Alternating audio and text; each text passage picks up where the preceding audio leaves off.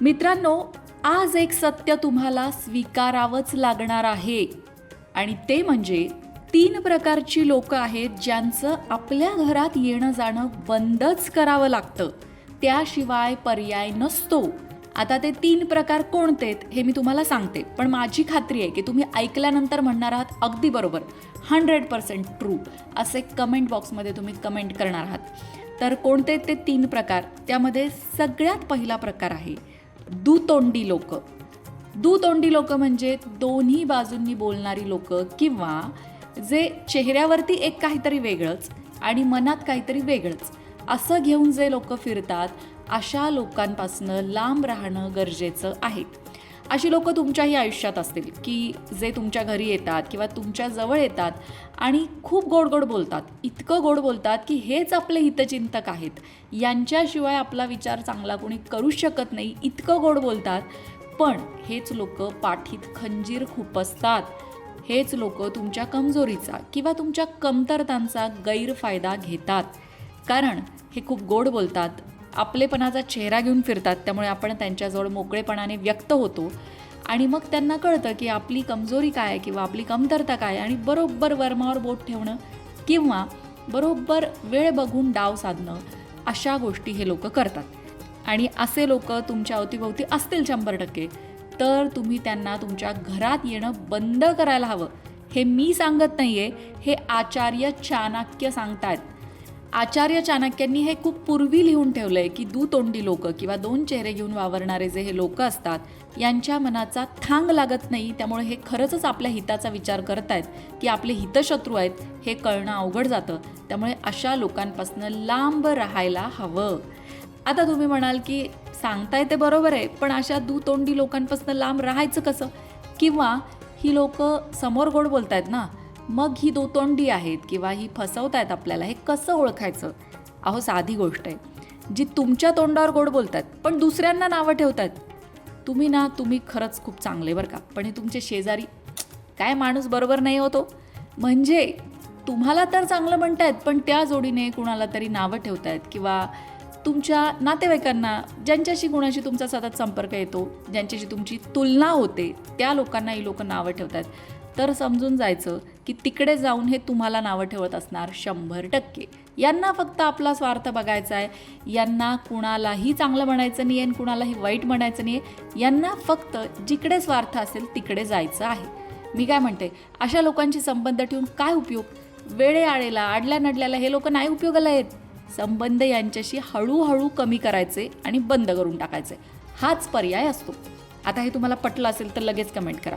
आपण वळणार आहोत दुसऱ्या प्रकारच्या लोकांकडे. दुसऱ्या प्रकारचे लोक म्हणजे ना, समोरच्याच्या व्यंगावर बोट ठेवणारे लोक. म्हणजे व्यंग अगदी शारीरिक व्यंगावरनं चिडवणारे असं नसतं बरं का. समोरच्याच्या व्यंगावर बोट ठेवणारे लोक म्हणजे तुमची कमतरता काय, तुमच्याकडे काय उणीव आहे ते बघून बरोबर त्यावरच बोलणारे लोक.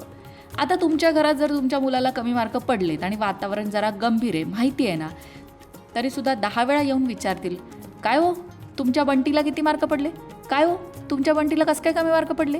म्हणजे ज्या गोष्टीचं आपल्याला ऑलरेडी वाईट वाटलं आहे त्याच गोष्टीवर चर्चा करणार आहे. किंवा जर आपण आपल्या घरातल्या एखाद्या मुलाला किंवा मुलीला स्थळं बघतोय आणि लग्न जमायला वेळ जातोय, तर मुद्दाम खोदून का हो, फारच दिवस झाले नाही तुम्ही स्थळं बघताय, काय जमायला अडचण येते काय? काय अडचण काय? उगाचच. म्हणजे यांना काहीही घेणं देणं नसतं, पण जिथे कमी दिसतीये किंवा जी गोष्ट खटकतीये तिथे जाऊन हे बोट लावणार, त्याच गोष्टीला हायलाईट करायचा प्रयत्न करणार ज्याने तुम्ही दुखावले जाता. अशी लोकं काय करायची आहेत आपल्या अवतीभोवती? म्हणजे बघा, तुम्हाला पटतंय का की मान्य आहे की अतिथी देवो भव ही भारतीय संस्कृती शिकवते, आपण सगळ्यांना धरून चाललं पाहिजे. पण मी काय म्हणते, ज्यांच्यापासनं आपल्याला मानसिक त्रास होतोय, कशाला अशा लोकांना धरायचं आहे? पटतंय का तुम्हाला? पटत असेल तर 100% पटतंय म्हणून कमेंटमध्ये लगेच कमेंट करा. आता वळणार आहोत तिसऱ्या प्रकारच्या लोकांकडे. तिसऱ्या प्रकारची लोकं म्हणजे कपटी लोकं, ज्यांच्या मनात कपट असतो. मग ते अगदी आपले कधी कधी सख्खे असतात, शेजारी असतात, नातेवाईक असतात, मित्र असतात. प्रचंड कपटी असतात ही लोकं. आणि आपल्याला माहिती असतं की हा माणूस भामटा आहे, पण का कोण जाणे आपण का संबंध ठेवतो त्या लोकांशी? अरे यार, जवळचं नातं आहे, नाही तोडतायत, किंवा अरे इतक्या दिवसांचा मित्र आहे, आता काय करणार? पण ही कपटी लोक कधी घात करतील सांगता येत नाही, हे लक्षात घ्या. त्यामुळे नाही उपयोग यांच्याशी संबंध ठेवून हे आपल्याला कळायला वेळ लागतो, पण जेव्हा आपल्याला कळतं ना तेव्हा आपलं खूप नुकसान झालेलं असतं. त्यामुळे ज्या क्षणी आपल्या लक्षात येतं आहे की ही समोरची व्यक्ती फक्त आणि फक्त आपलं नुकसान करते, मग ती कितीही जवळची असू द्या, त्या लोकांपासून हळूहळू लांब जाणं हाच एक तुमच्या आयुष्यात पर्याय असतो. मंडळी, लोकांपासून लांब जा, लोक तोडा असं माझं म्हणणं नाही आहे, पण मुळात ज्या लोकांपासून आपल्याला फक्त आणि फक्त त्रास होतोय, मग तो मानसिक असेल, शारीरिक असेल किंवा आर्थिक असेल, तर अशा लोकांशी संबंध ठेवून आपण आपल्या आयुष्यातला मोठा वेळ वाया घालवतोय की नाही. आपल्याला माहिती आहे का आपलं आयुष्य किती आहे? मग अशा लोकांचा विचार करण्यात आपण आपल्या आयुष्यातले कितीतरी मोलाचे क्षण उगाचच वाया घालवतो. त्यांनी दिलेल्या त्रासामध्ये आपण उगाचच आयुष्य काढतो. का काढायचं? आपलं आयुष्य आपल्यासाठी आहे, बरोबर? काही चांगल्या गोष्टी ऐकण्यासाठी, चांगल्या गोष्टी शिकण्यासाठी, आयुष्याचा भरभरून आनंद घेण्यासाठी आहे. त्यामुळंच अशा लोकांपासून वेळीच लांब झालेलं अगदी योग्य असतं. कारण की वेळ निघून गेल्यानंतर, लांब झाल्यानंतर म्हणजे आपलं नुकसानही होतं आणि मग माणसं तोडल्याचा आपल्याला टॅगही लागतो. त्यापेक्षा कळतंय ना माणूस भामटाय, व्हायचं बिंदास लांब, काही घाबरायचं नाही. कारण शेवटी आपल्या कुटुंबाचं हित महत्त्वाचं, आपलं मानसिक स्वास्थ्य महत्त्वाचं. हे आचार्य चाणक्यांनीच लिहून ठेवले बरं का. याच्यात मी माझ्या मनाचं काहीही सांगत नाही. पैसे वापरण्यासाठी असतात आणि माणसंही जमवण्यासाठी असतात. मात्र सध्याच्या स्थितीमध्ये लोक पैसा जमवू लागलेत आणि माणसांना वापरू लागलेत. कोणीतरी आपला त्यांच्या गरजेपुरता वापर करते. ही भावना अतिशय क्लेशदायी असते. नंतर होणारा त्रास आणि पश्चाताप टाळण्यासाठी आचार्य चाणक्यांनी दिलेला हा उपाय अगदी योग्य आहे. आचार्य चाणक्य म्हणतात, भोळ्या स्वभावाची माणसं लवकर फसतात. कोणीही त्यांचा सहज वापर करू शकतं.